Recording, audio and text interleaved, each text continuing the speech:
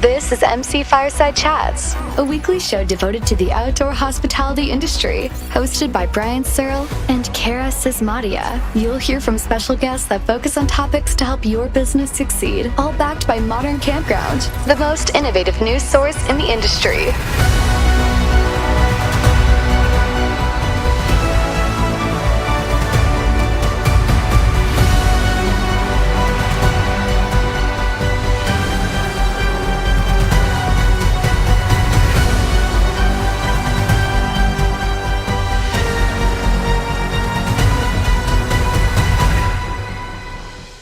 Welcome, everybody, to another episode of MC Fireside Chats. My name is Breanne Acio with Insider Perks, here as always with Kara Sismadia from the Canadian Camping and RV Council. We're super excited to be here for our fourth week of the show, where we regularly have the RV industry and outdoor recreation guests on to talk about those specific topics, what's coming across their desk, what's happened recently, and obviously have some special guests as well. So we're pleased to welcome back our regular guest, Eleanore Hamm from the Canadian Recreational Vehicle Dealers Association, right?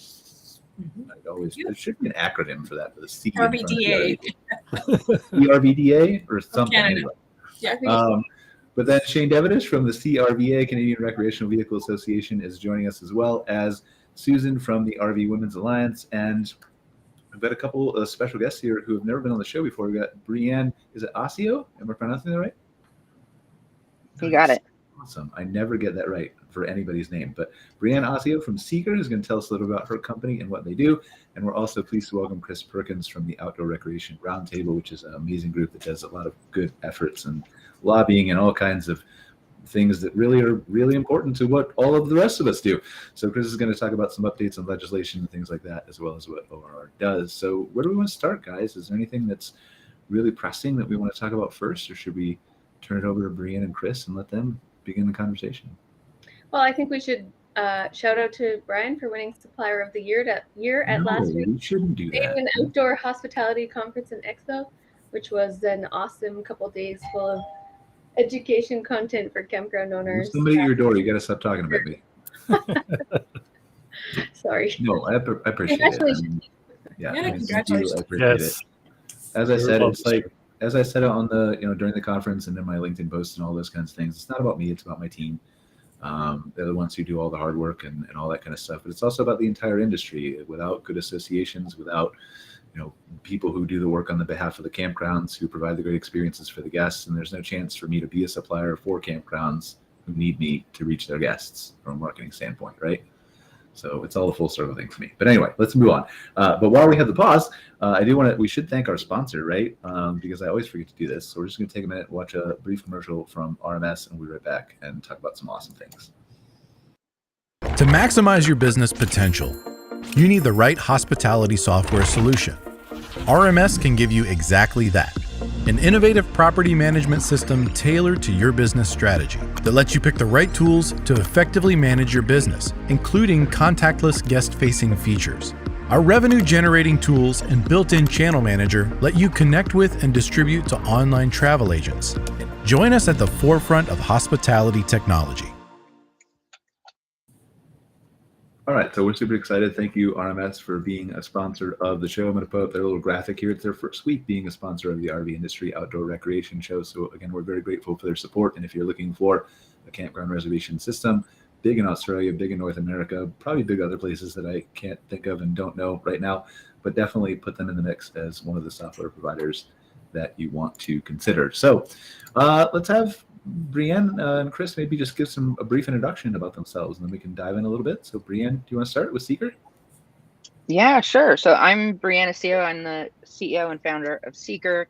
I've been in the outdoor recreation space for the past 7 years and mostly in the van life and overlanding space. I started by building custom Class B vans, had a rental fleet, and then transitioned over to technology to make outdoor spaces more accessible to more people.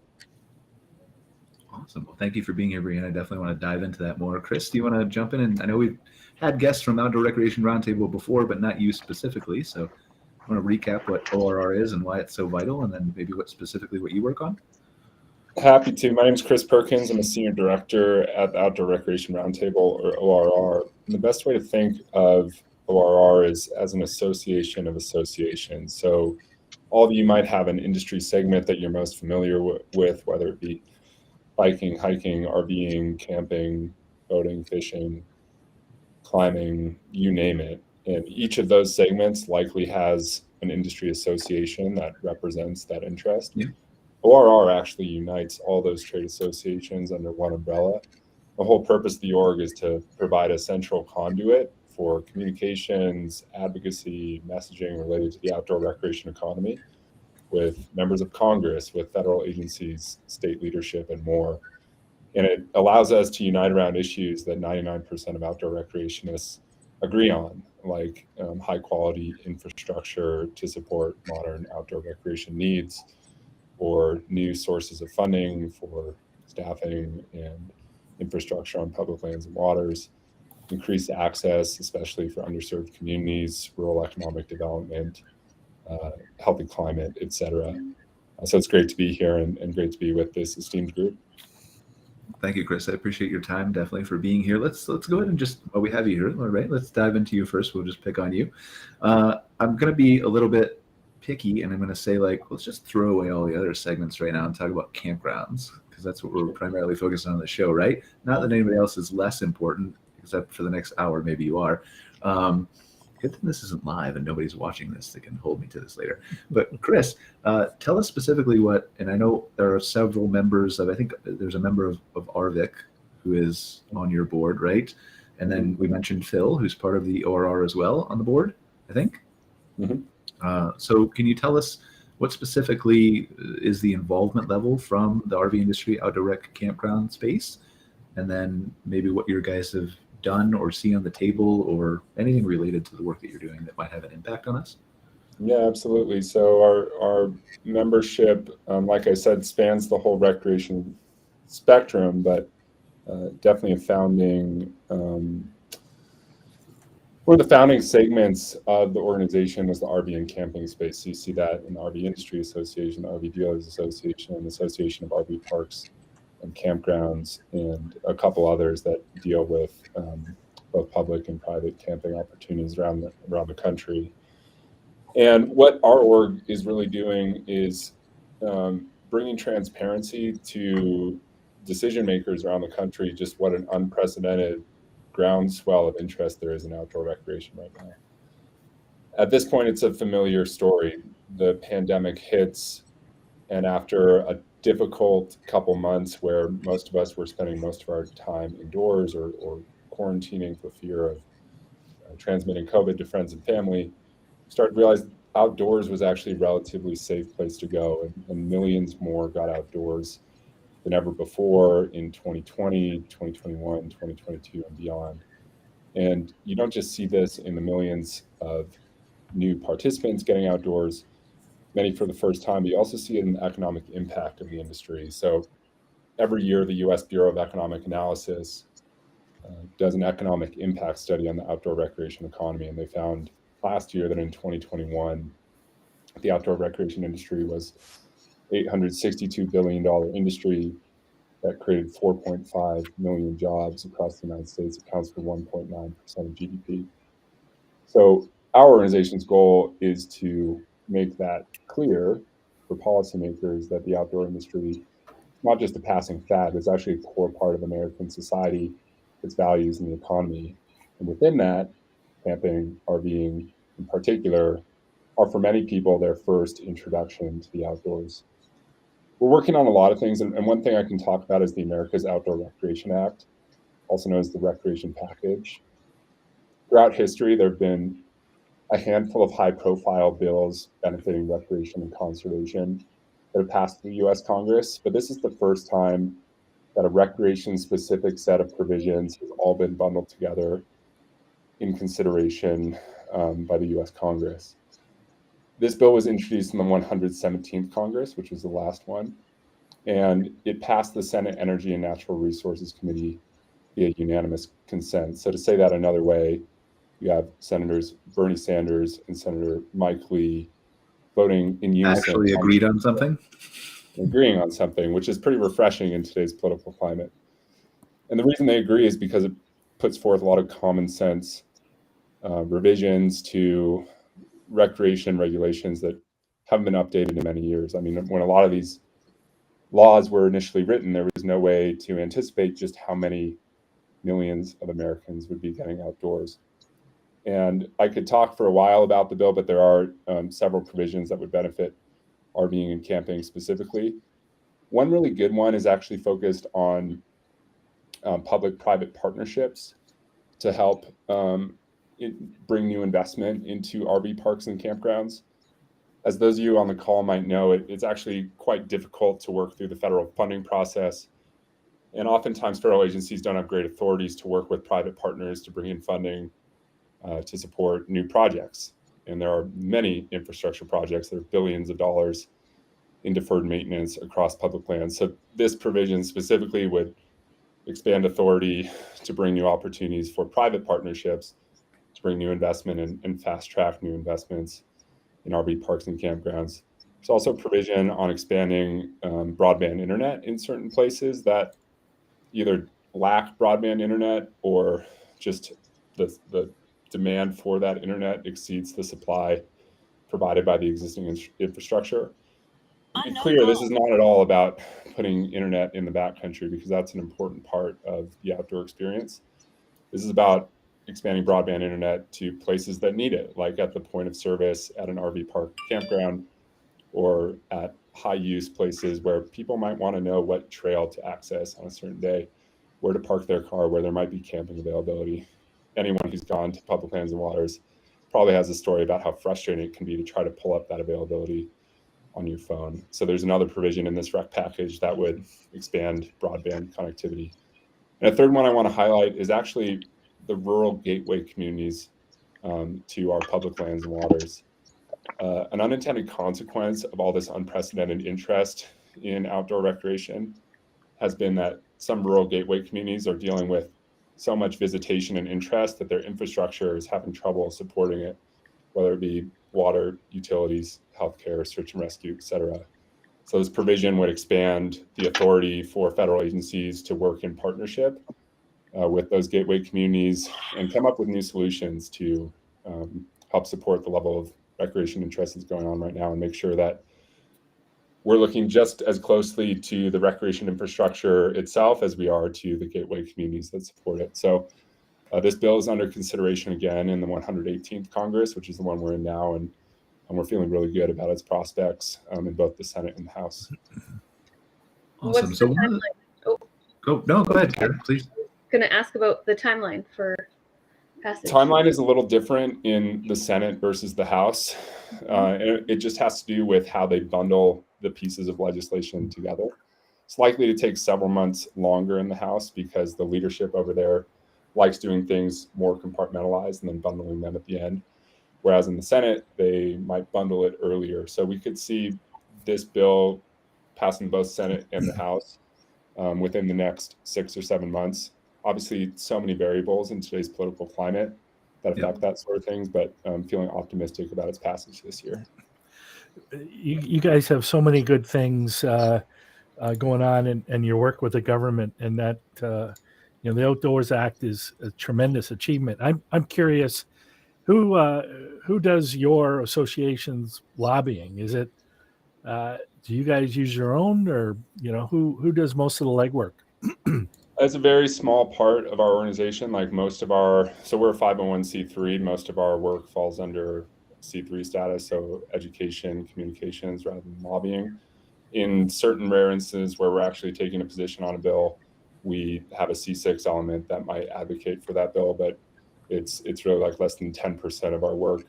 We also have some lobbying partners in DC that might help take positions or provide intel on Hill happenings, but again, it's actually not the majority of our work. Most of our work is about broadening the awareness of the outdoor recreation economy, especially those economic impact statistics that I cited earlier.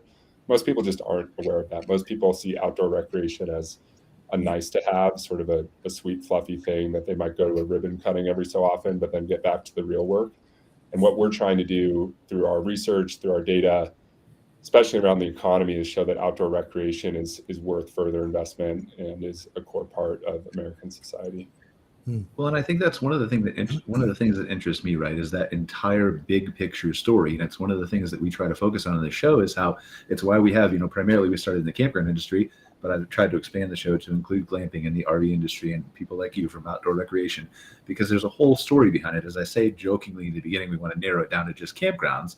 But there is a tendency, right? If you work in campgrounds, or you work in the RV industry, or you work in boating, or you work in hiking trails or national parks, to only focus on your segment and say, well, why don't you just talk about campgrounds all the time? Because that would help me more. Or why don't you only talk about boat dealerships? Because that would help me more. But it's really just, it's a big, huge story that all feeds each other.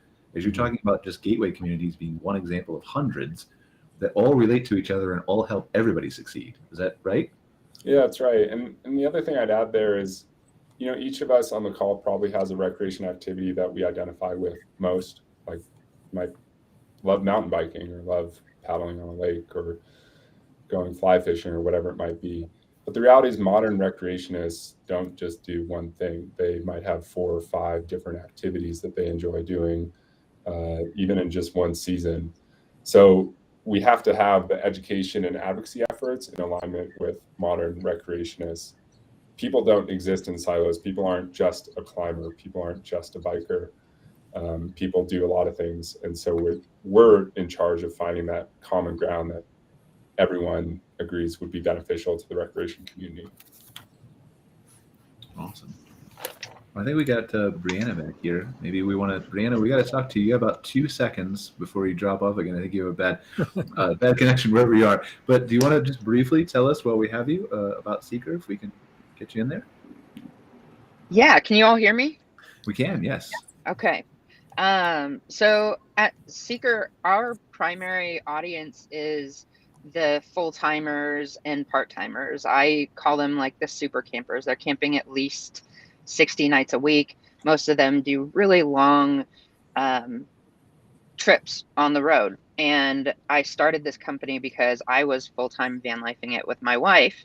And we realized that finding a place to camp is really hard. We were using dozens of resources, driving like 5 miles down a dirt road, only to realize there's no campsite or dispersed campsite on national forest or BLM land. So we built Sekr to help people find campsites on the road. And specifically, we have about 80,000 members now. And most of our members find a campsite within 2 days of camping. And so that's our whole mission, is to make the outdoors more accessible to more people. We see van lifers as kind of the gateway to the outdoors, as like the influencers, the people who are sharing about the outdoors. They're kind of like moving the new wave of outdoor recreation and the trend. So that's who we serve. So let me ask you we had Joel on here from Harvest House last week, or Camber's Card, right? And we were asking him a few hard questions, but I'm going to ask you one semi-hard question, right? And probably it's easy for you to answer. But from your perspective, with all these new sites that are coming up that are saying, I'm targeting this niche in camping, or that niche in camping, or this type of guest, or this type of person who owns this type of motorhome, what sets Sekr apart? Why is your site, and I know van life a little bit, right? But what sets your site apart for those van lifers? Why should they come to you versus the other sources that are out there? Van lifers and especially millennial full-timers and younger full-timers don't want the traditional campsite, and they don't want a glamp site. They want something different. They're self-contained. They have everything they need in their rig. What they want is community and a safe place to park that is outdoors. That's not a Walmart parking lot. This niche is a really large niche, but most like KOA and a lot of these other campground associations have not figured out the needs or the consumer, really. And ultimately our goal, so we started with the van life niche. We aggregated the largest database of free campsites and dispersed camping in the nation. And now we're actually expanding into private operators. So We're starting to integrate with the RVDA database and some other APIs with PMS property management systems and things like that to expand to more professionalized inventory.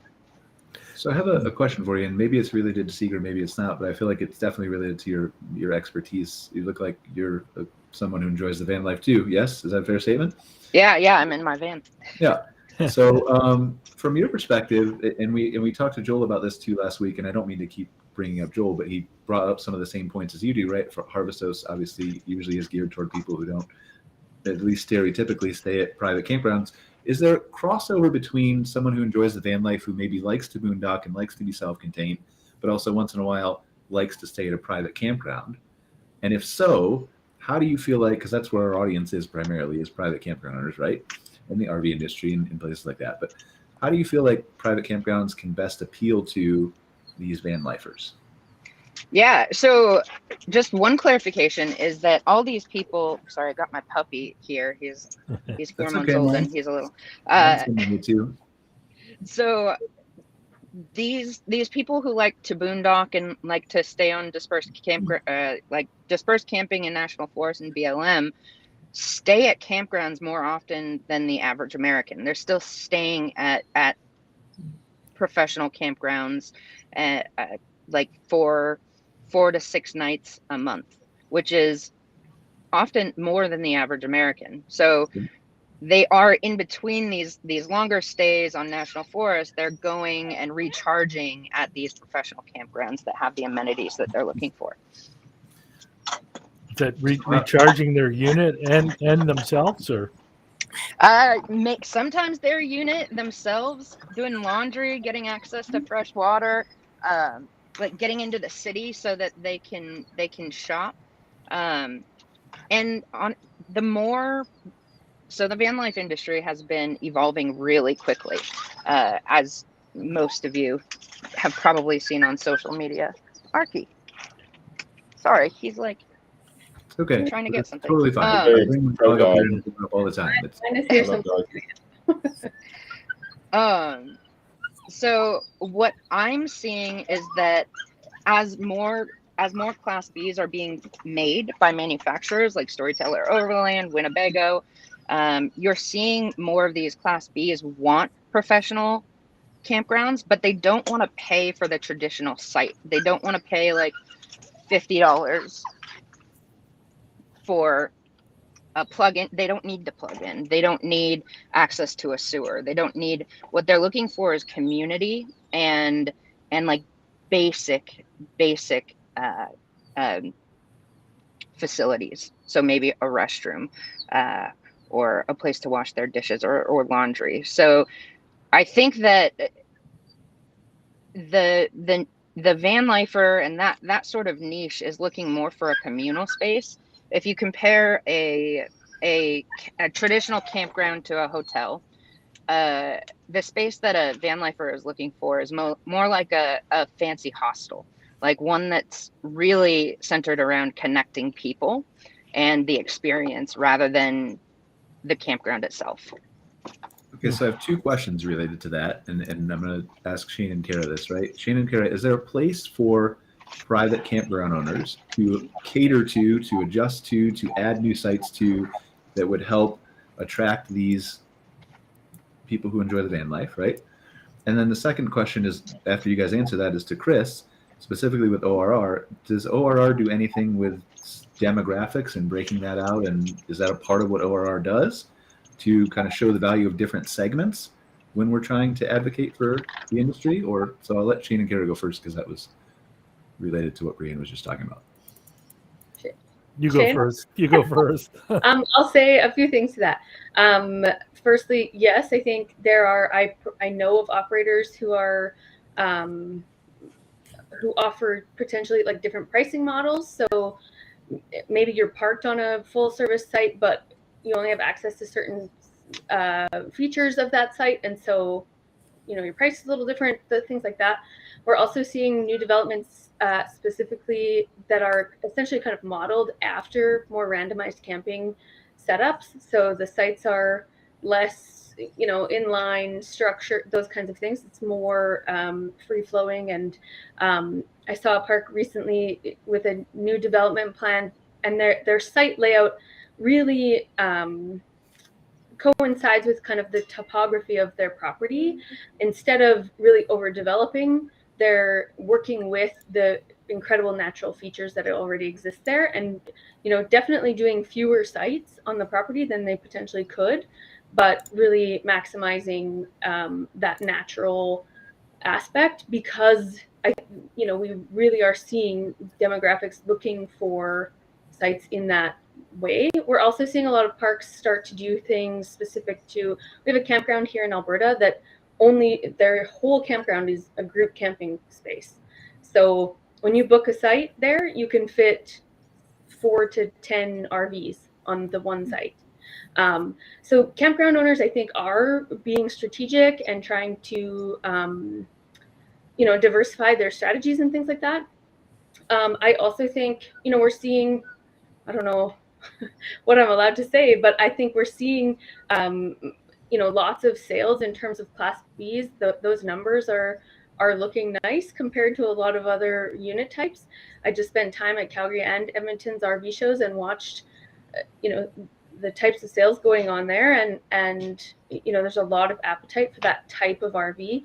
And so I think that's where the associations can come in support of campground operators, and why it's so vital and valuable that Shane and Eleanor and I and across all the provinces are working together so that we can stay on top of those numbers and communicate them to campground owners so that they're aware this younger demographic is purchasing models that need a different set of amenities and have different priorities than maybe we're used to in our parks as they exist today. And I think, in my opinion, we're doing a good job of addressing that stuff at this point so far.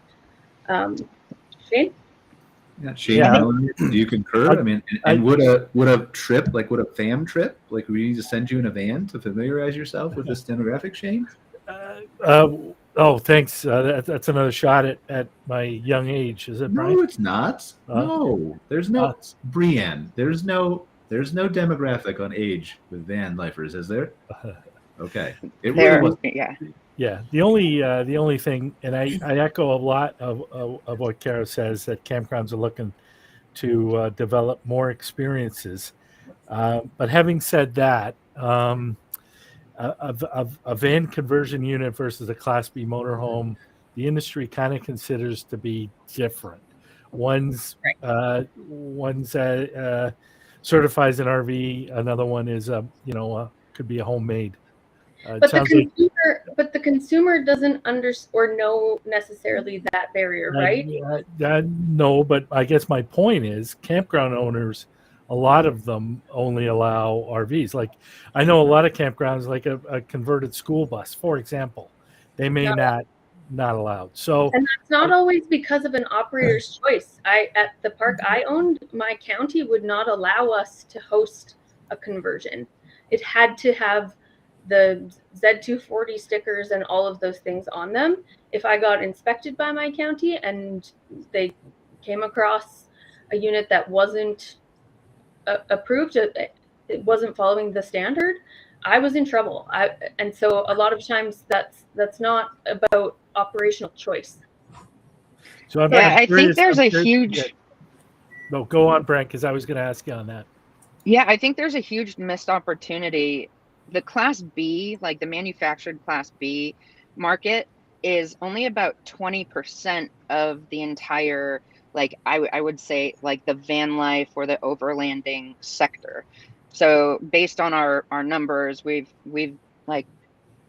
interviewed or sent out surveys to hundreds of thousands of people. Only about 20% of them who have Class B or have a van or some sort of overlanding vehicle have an actual manufactured Class B. They're mostly DIY, and this is a segment that nobody knows about and that there's really no numbers on because they're not registered. It's not, insurance doesn't cover it. So this is a gigantic market segment that operators are missing a lot of opportunity with, because they don't need much. So we work with like landowners as well.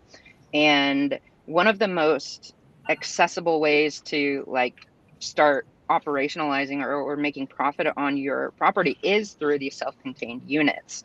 It's just getting to them. That's the consumer side, is like, how do you get to them? But yeah, the barrier to entry as far as becoming a real estate investor and doing short-term rentals, this van life niche is a huge opportunity that not many professional operators look at. Well, it's interesting that you say that, because, you know, we know that, I mean, we need more places to camp, right? It's as representing the dealers. I mean, that's always one of the issues, is that there are fewer campgrounds, fewer places. And we always kind of look at the traditional model of, you know, having the infrastructure and everything in place. And, you know, the units are becoming more sophisticated. They need more power, the electrification. I mean, these are all areas that we're working on. And it's true, I think, as an industry, because we represent, you know, the manufactured RVs according to, you know, the CSA definitions. But as campground operators, I can see the potential there, because you've got people who don't necessarily need that. And then the operators might not have to go through as much red tape, right, to try to develop, because it's very costly and cost prohibitive, and regulations to get a new campground up and running or expand your campground. So this might be somewhere for them to market more for that and develop in that way. Now, how would someone start marketing to the van life people? I mean, we don't really address that. We really, in our marketing, or from the dealer perspective, I don't know. Yeah, that's the whole that Sekr covers. So where we're positioned on the consumer side, where our customer is the consumer, making the camping planning experience as easy as possible. So taking those like 20 different platforms that you have to use currently to find a campsite and bringing that all into one is our ultimate goal. So we do the marketing for the van life. And honestly, you have a bunch of operators who have acres of unused land that they're not monetizing, and it'd be pretty inexpensive to turn that into something that could make money. You're not charging the same $40 a night, $75 a night, but you're charging maybe $25 a night. And it's more like this undefined group setup, but it's just wasted land otherwise. Mm-hmm. Okay, so Chris, I know I asked you a question a long time ago and we got off in a different direction, and I still want you to answer that. But my question is, first, is are van lifers, for lack of a better term, right? Are they included in the numbers, in the economic, you know, data that you present and that you gather, or is it an untapped segment that could further increase that number if we were able to see them more in campgrounds and things like that? They would be if it was like a certified Class B motorhome. I don't know that they are if it's a conversion, but like the economic impact captures the whole entirety of sales from the RV industry and uses private sector data to estimate that economic impact. So, but really what we're saying here is if that statistic is right, and obviously we lost Breanne, sorry. If that statistic is right, and she says that only 20% of people are using manufactured Class B motorhomes, right? That means there are 80% of people who are not, but those 80% of people are buying lumber and nails and tools and all the things that are, right, that are, and so maybe that's not an outdoor recreation impact, but in some ways it is, because it's caused by their desire to recreate in the outdoors, right? Right. They, the Bureau of Economic Analysis uses a variety of use surveys from businesses. So like, this is totally hypothetical, but let's say they go to buy some lumber, and the Bureau of Economic Analysis has a statistic that says 5% of people who purchase from a lumber store use it for outdoor recreation purposes. Then 5% of the sales from this lumber store would be assigned to the outdoor recreation economy, which is basically a bucket of industries that BEA has identified that contribute to outdoor recreation at large. So there could be maybe an argument where that's a little bit higher though, right? Because you're talking about, again, outdoor recreation, you're talking about people building slips at marinas and everything else, right? Yeah. Right. it's an imperfect science, of course, but they're, always trying to refine their methodology to get as close. A good example of this is like a bike. Like if I buy a bike, when am I using it for outdoor recreation versus when am I using it for commuting purposes? They have to use user profile surveys about how a bike is used to understand how much of the value of a single bike sale to assign to outdoor recreation versus how much to assign to commuting and other purposes. And this is this sounds like the best way we have, unless we want to go China's method and supervise everybody all the time. Yeah, I don't think that's the plan. Probably not a non-starter. Yeah, don't bring that up in your lobbying efforts. So what else do we have, guys? Hey, Brian, can I ask Breanne something? So, Breanne, you 80% of this market is huge. Can you describe what the typical person looks like and how old they are and what's happening? Is it growing like leaps and bounds now, or with the economy the way it is now? What's happening now? We can't hear you, Breanne. Sorry. No, still can't. Anybody know how to lip read? We can see you. You try to refresh and come back in if you want. Oh, that was such a good question. I wanted to know the answer. We'll get it. Huh? But I think it's interesting that this sparks these kinds of conversations, right? And I think there's, what you don't know. And the number of things that all of us don't know on a daily basis, like millions for me. And I'm pretty sure that's shared across everybody's knowledge scope. So we'll give her a chance to pop back in here and see if we can get her to answer the question. Being the CRVA guy, and Eleanor would say this, you always hear of a accident in a van conversion sitting outside in a street in Vancouver or somewhere else. So, you're always worried about that. Now that Breanne's not there. Do you just is it just the industry that you're involved in why you only hear those stories? Because I feel like those stories are. No, I mean, we're very sensitive about doing safety stuff. That reason is why my county wouldn't allow, my county and my insurance company wouldn't allow me to host a guest who didn't have a regulated, constructed unit. And that's, I couldn't get a corporate insurance policy on my park if I was going to host conversions. I couldn't have a school bus. I couldn't have any of those. I risk losing my insurance coverage. So and Breanne, can we hear you? No? No, we still can't hear you. I'm so sorry. I don't know maybe try switching to your computer mic, or I don't know if you look like maybe you were wearing AirPods. That's why I said that. I don't know if, the answer, obviously, there's all kinds of hurdles related to this about regulation. Yeah, it's a massive subject. Yeah. But at this point, the way that things stand today, we have a lot of properties that exist very similar to the way my campground was, where I was required to operate within a fundamental standard related to liability and safety, and that required regulatory compliance. And I'd be curious about, if you're seeing the same regulations in the U.S., maybe if you have a chalkboard, Breanne. Oh, no. So can't hear you. I don't know what's happening. It's very strange. It says you have good signal here, so.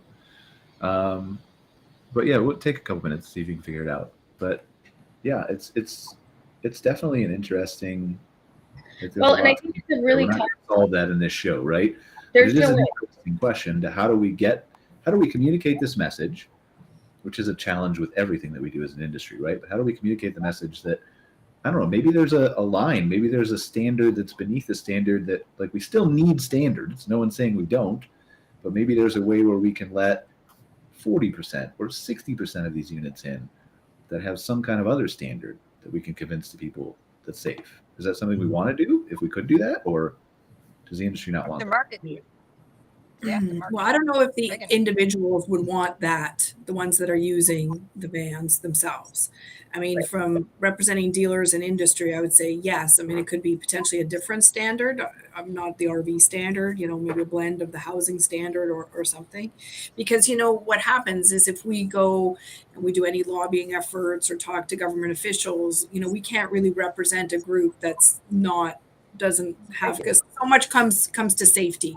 I mean, we were just talking with, Transport Canada about issues, and it's always safety, right? And so, some, I'm not saying the units aren't safe, some I'm sure are very safe, but because there's no standard, it's hard to, where is that, right?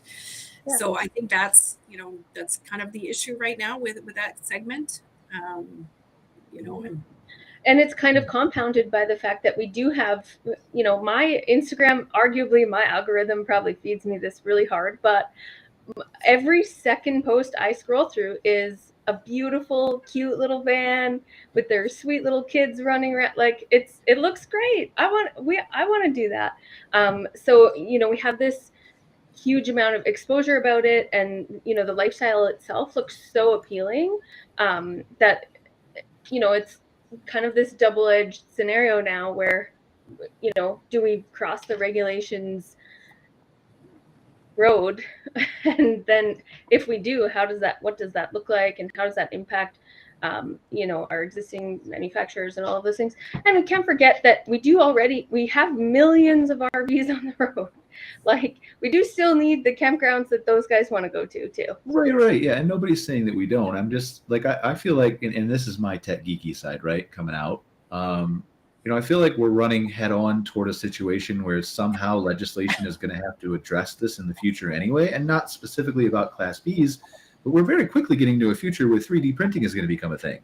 And at that point, there's going to be 10,000 small businesses that pop up that all want to manufacture their own RVs that aren't following the standards that we've long sought for and put into place for excellent, good reasons.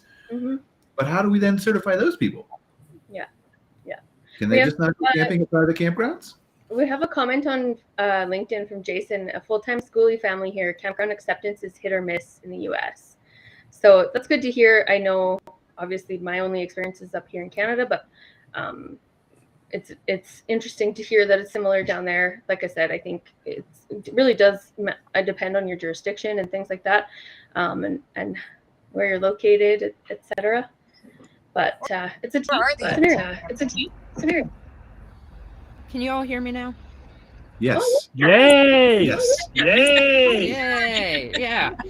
So I will say this is just anecdotal based on conversations with customers and several operators, is the reason there's restrictions around schoolies is it's usually only at the places where there are restrictions around the year of the vehicle, and it's because they don't want their campsite to look a junkyard or something like that. So generally the restrictions are really tied to image rather than and it's anecdotal. I don't have the numbers for it, but it's generally based on what I've heard around image rather than actual insurance or government restrictions. Okay. Because people sleep in their cars, right? They go to campgrounds and they actually sleep in their cars. This is a huge thing, and it's getting more and more and more popular. Okay. Shane, do you remember your question? Do you remember your? We can have Breanne answer. Yeah. No, I was. It's echoing. Anyway, I'll try to talk around it. It's definitely not working. It's definitely not working. I hear you twice. It's just getting better and better. It's not changing. I'm gonna try to mute everybody else and see who it is. Test 1 2. Can I hear you? Hmm? Yep. Now there's no echo though, so it's somebody. We'll keep going here. So can we? Maybe I'll talk and then I'll go on. So Breanne, I was wondering, 80% of the market is huge. do you know, I guess, demographics, what the 80% might look like? Are they young? Are they older? Is that number growing? Stuff like that. Yeah, definitely. So the Breanne, vast majority. you're the one who's echoing. Am I echoing? Gosh darn it. Let me see if I can You switch just back turn to down my. and turn up your speakers real quick. Like while we're talking, I don't know. Anyway, we'll figure it out. We can deal with it.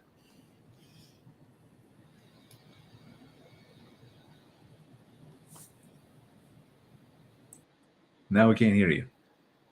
What is happening? We're just having we're just going to have Breanne on later for a. I think it's me. Every time I'm on the show, we have tech difficulties the whole time. Is it Friday the 13th? It has to make something interesting. So we can deal with it. Like if you can fix your microphone, we'll deal with the echo, Breanne, because it's an important answer. So if you know how to turn them back on, and well, we can't hear you now. So I don't know what happened, but hopefully we can get that answer. Is there anything else? Chris, is there anything else that you like? Okay, let's ask this question of Chris, right? So there are a lot of campground owners here who have a lot of associations, who have a lot of people who are coming at them and, I want your time. You should do this. You should do that. Join the National Association, join the State Association, join the Provincial Association. Why is it important for a campground owner to pay attention to contribute to interact with, to benefit from the Outdoor Recreation Roundtable? Why do I want to participate more? How do I get involved? I could say that if you don't have a seat at the table, you're on the menu. And policymakers increasingly have an unbelievable amount of priorities to manage. And historically, the outdoor industry has not been coordinated at a federal and state level in the way that we are now to provide a voice for the needs of recreationists. It used to just be that people did recreation for fun in their free time and wasn't really seen as something that needed political support because everyone just thought recreation was pretty fun. And now that there's so many people outside and so many demands on our infrastructure, we need strong voices at the table to talk about opportunities to support recreation now and into the future. So whether it's ORR, which would be joined by a trade association, or a trade association, which would be joined by a business, these organizations offer a conduit through which that private campground owner can say, hey, I'm seeing something that I've never seen before. We're getting consumers doing X, Y, Z. It's totally legal, but it's actually posing new challenges for my campground in ways that I didn't anticipate. How might we either talk about this as an industry and establish a code of conduct, or in some ways, or in some opportunities, actually establish policy to help that private campground owner manage this modern recreationist in such a way where everyone knows the rules, everyone's having a good time, and importantly, no one's recreation experience is infringing on the person next to them unintentionally.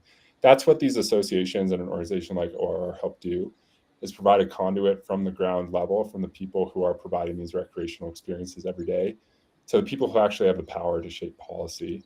And it's, like I said, a new space for outdoor recreation, a really important one, and with as much interest in outdoor rec as we're having right now. All right, last question for you, Chris, and then we'll try to go back to Breanne and see if she can answer again. And I'm going to put you on the spot, Chris, so you can say I don't want to answer if you don't want to answer, and that's totally fine. So you wake up tomorrow morning, Chris, and your phone rings and Joe Biden's on the line saying, I'll give you whatever you want. What do you want? I want a lot of things. I want recreation appropriations that keep pace with participation levels in America. When you look at the proportion of dollars from federal land and water management agencies that have gone to recreation vis-a-vis the participation numbers, participation is going like this. Recreation appropriations is going like this. And that's just not a long-term strategy for sustainability. And I say sustainability because the sustainability of our industry relies on healthy public lands and waters. And when we don't fund the infrastructure that supports recreation, we have more people doing things that actually damage the resources. And so to sustain outdoor recreation, to sustain its value to society, to protect the places where we like to recreate, we need more appropriations for the infrastructure and for the staff. So that'd be the first thing, is help increase appropriations to recreation infrastructure. And the second, which also happens through Congress, which President Biden would help influence, is this outdoor recreation package that I was talking about. We haven't ever had a package of recreation legislation that comes at no cost to the American taxpayer that influences recreation policy in the way that this package does. And it provides a huge opportunity for us to upgrade our systems to meet the needs of modern recreationists and really help manage all the people who are getting outdoors. So I would encourage President Biden to make an ask to Congress for both increased appropriations as well as the America's Outdoor Recreation Act. What President Biden can also do through his agencies is increase strategies for diversity and inclusion in the outdoors. I think all of us know, whether it's in the United States or in Canada, outdoor recreation participation and leadership has not mirrored the demographics of the places in which we live. And that's not just like a random coincidence. It's actually the product of legacies of discrimination that are going to take a really long time to unwind. And what the federal government can do and the agencies can do is invest in new programs and partnerships that invest in places where recreation access has not historically been guaranteed, where people have actually been excluded from the outdoors. In fact, the Department of the Interior has a very cool program called the Outdoor Recreation Legacy Partnership that does just that. It provides millions of dollars of funding to places that haven't historically had recreation access, with the purpose of making a more diverse outdoor recreation culture and also providing the public health and wellness benefits to communities who've been underserved. So that'd be my top three: increased appropriations for recreation, America's Outdoor Recreation Act, and programs to expand diversity and inclusion on public lands and waters. Thank you. I appreciate that. And thanks for the clarification on Joe. Like, obviously Joe just has influence on Congress. I didn't feel like I wanted to make your phone ring off the hook 400 sometimes in a row.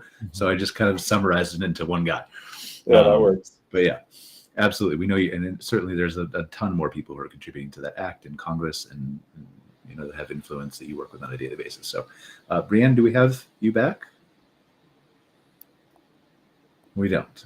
So we'll have you back, Breanne. We'll have you back on another show, because I feel like we can unpack maybe a dedicated show about van life, and we can invite some people on. Maybe Jason, who's commenting, wants to come on the show.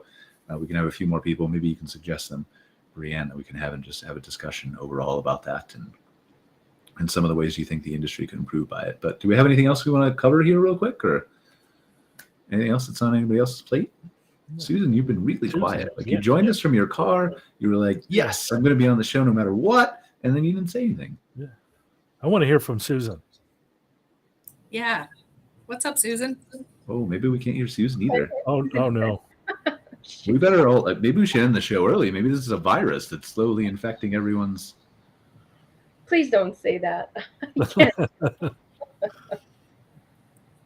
All right. Well, maybe Susan did try to talk then, and we just didn't hear her. We'll probably hear it in about an hour. Yeah. Right? A little delay. All right. Well, do we have anything else that we want to briefly cover about the RV industry, outdoor rec, things that have come across your desk, stuff like that? Yeah. Well, on Susan's behalf, I know she would say this. We would like to thank her for sending that press release out. We're hosting a RV Women's Alliance meeting at her show next Friday, I guess it is, and really excited to do that, and looking forward to helping develop the network up here. Awesome. Thank you, Susan. I appreciate it. Anybody have anything else real quick before we do some geeky tech stuff and play around with it for a minute? Just have some fun. No, I want to see that geeky tech stuff, Brian, because that was awesome. I was practicing right after the last month. It might not be as fun as that, because we're not going to write a song, but we'll try to see if it's relevant here. So this is the new Bing search, and I think, let me see if I can get, there we go, so we can see the whole thing. I'm very interested. We're going to ask a couple questions, and we're going to see how it interacts with RV dealers, but let's ask specific questions about our guests here, and I just want to see what it comes up with, right? So why should campground owners be more involved with the outdoor recreation roundtable? I want to see what Bing's new AI search says here. and if it can maybe cite some things. Chris, have you seen this yet, by the way? Oh, I read the disturbing New York Times article about it. Yeah, the disturbing news. Yeah, but it's actually very useful. So the Outdoor Recreation Roundtable is a coalition of outdoor recreation trade associations and organizations that promotes the growth of outdoor recreation economy and activities. Campground owners can benefit from being more involved with ORR because they can advocate for policies that conserve public lands and waterways and enhance infrastructure, connect with other industry leaders and share best practices, access data and research on the outdoor recreation sector. What kind of campground do you have? Do you agree with that, Chris? Oh, that's pretty cool. I'll admit that is impressive and more articulate than I might have said myself. So yeah, I mean, this is the idea behind why we focus on this a little bit, right? Because this is going to change the way people search and get information, and it's going to impact our ability to save time and bring down some stuff to a level. So let's sweep this, and then we're going to ask about Breanne. So why is it beneficial for campground owners to pay attention to the growing van life segment of outdoor enthusiasts?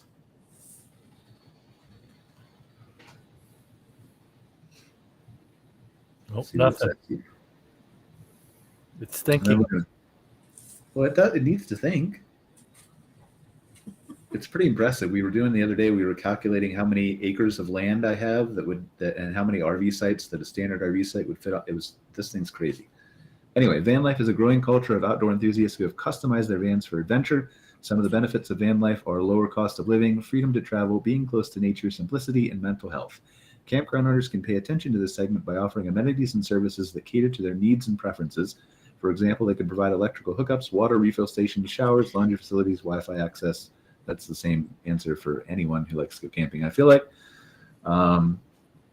But interesting, right?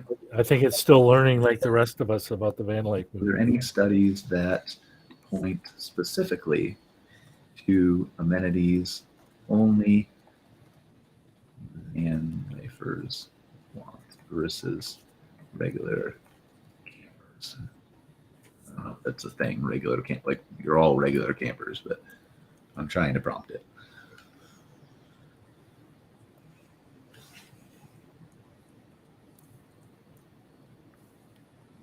Could not point any studies to point specifically to amenities, so there's an opportunity for somebody to sponsor a study.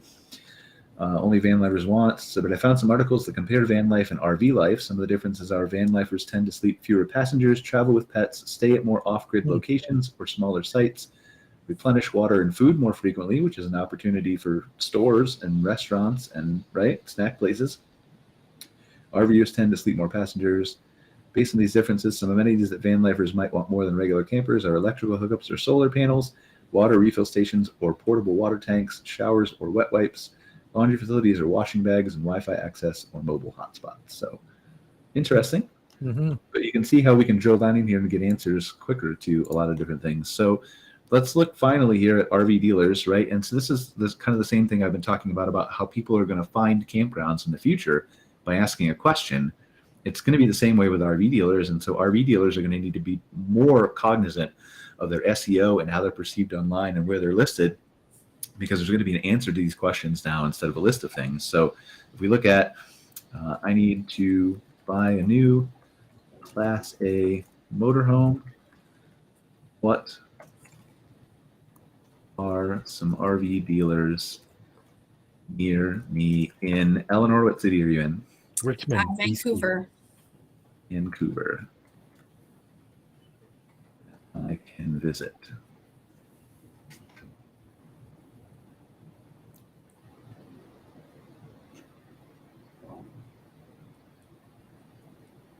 I found some RV dealers near you in Vancouver that sell Class A motorhomes. Here are some of them. Big Boys Toys, a local family-owned RV dealership that offers an extensive selection of new and used fifth wheels, travel trailers, campers, and motorhomes.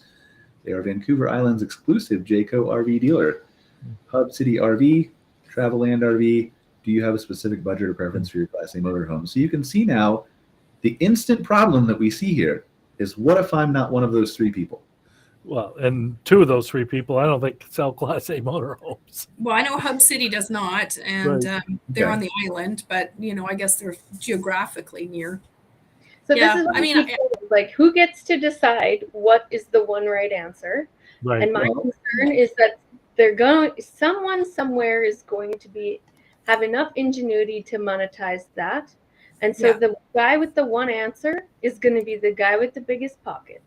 Mhm. I would agree with that, but I think a large part of what answer it provides is how well dealers do SEO in this specific example.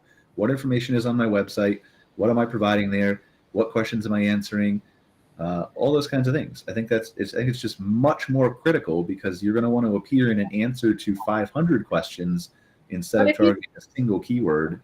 But if you view this through the eyes of the consumer who's using this tool, and 2 of the 3 options it gave you were lies, wouldn't you stop using the tool? Like, I'm not going to use that tool. Well, but again, yes, but how does Bing know that if these dealerships don't provide that information on their website? That's Well, my and- entire and- point. Is the tool has to be useful, Yeah. and it's reliant on the data that's existing out there in the world, and the data world is so fragmented. I used to own a campground. There was 47,000 places where my campground was listed, and some of those sites said I had a water slide and a lake and a fishing pond. I didn't have any of that crap, and there was no possible way I could contact every one of those people who were monitoring those listing sites to go through and verify and vet all of the data listed in all of those places.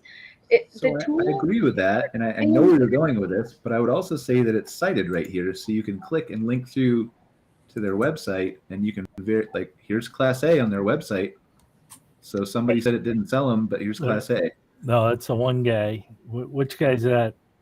That's Big Boys Toys, right? Oh, That's Big Boys Toys. Who was that's the other one okay. that we said? But Hub City, I mean, No, this is Hub City. This is Hub City's website right here. HubCityRV.ca right here. Class A. So for me, the concern with this is its level of accuracy is going to impact how much it's used had by a the consumer. 2002 trade win. yeah, Well, it's it's not wrong though, right? Like it's not what most people would want, but it's also not wrong. in Right. this case. So my point is just that in order for it to be a more efficient tool than what we already have in terms of Google, the single or minimal answers it's going to give us need to be incredibly accurate, and the ability to control that information is mind-blowingly difficult to do.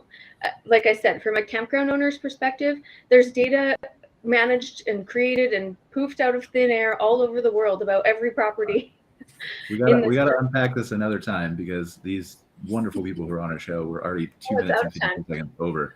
So, but that's what it's intended for, right? To spend a few seconds at the end of each show talking about the possibilities, unpacking them little by little, looking at the advantages and disadvantages, and how do we make it better and how do we pay attention to it. So, super appreciative of all of you guys joining us again for our 4th week RV industry episode.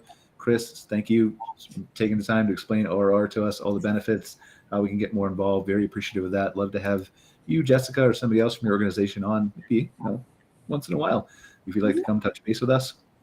Breanne, sorry we didn't get to answer your question, but really appreciative of you joining us, and we'll put together a whole van lifer episode.